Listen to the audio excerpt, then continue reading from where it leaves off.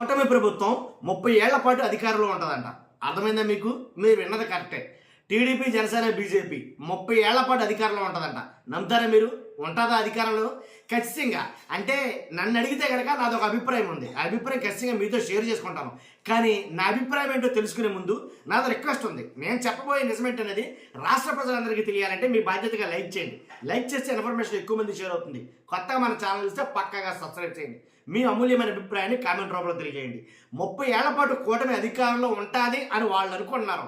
కానీ పై మాటకు మాట్లాడతారు, కానీ లోపల వాళ్ళకైతే కనుక నెక్స్ట్ టైం మళ్ళీ గెలుస్తామో లేదో అని అనుమానం అయితే ఉంది. ఇదైతే ఖచ్చితంగా నేను చెప్పగలను. ఎందుకు రానంటే కనుక మళ్ళా మనం గెలవం.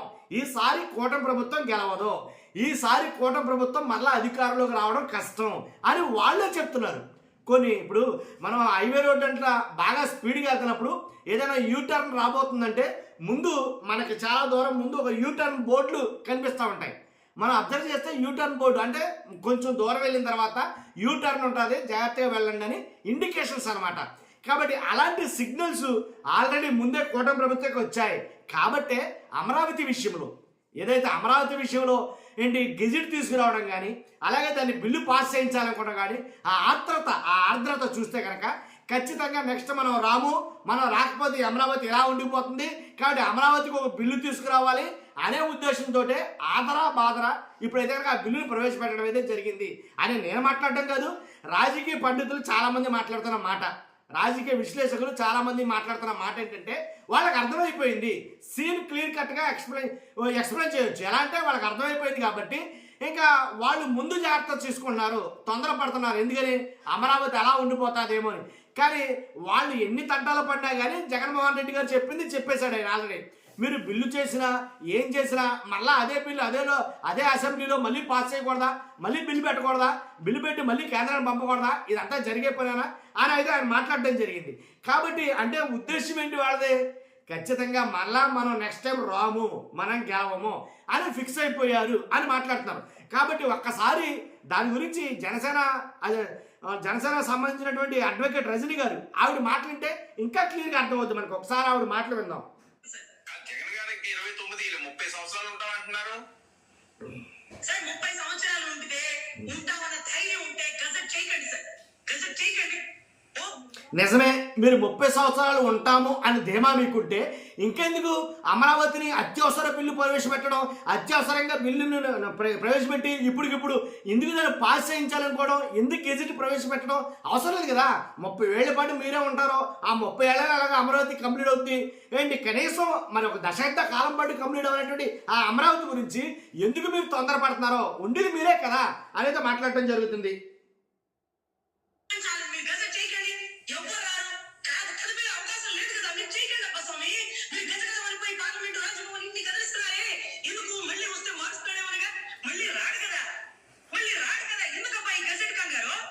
ఎందుకు కంగారు మీకు? జగన్ వచ్చేస్తాడనే భయం, జగన్ మళ్ళీ గెలిచేస్తాడనే భయం. ఆ భయం ఆల్రెడీ స్టార్ట్ అయ్యింది. నేను చెప్పింది అదే ఫస్ట్లో. అర్థమైంది మీకు? జగన్ మళ్ళీ వస్తాడు, ఈసారి ఖచ్చితంగా జగన్ గెలుస్తాడు. కాబట్టి ఆ భయంతో మీరు అమరావతిని ఏదో రకంగా దాన్ని ఒక చట్టబద్ధత దాన్ని తీసుకురావాలని, ఒక చట్టబద్ధత కల్పించాలని మీ ప్రయత్నాలన్నీ. అర్థమైంది మీకు? జగన్ వస్తాడనే భయంతో ఈ తాపత్రయం అంతా అనేది మాట్లాడటం జరుగుతుంది.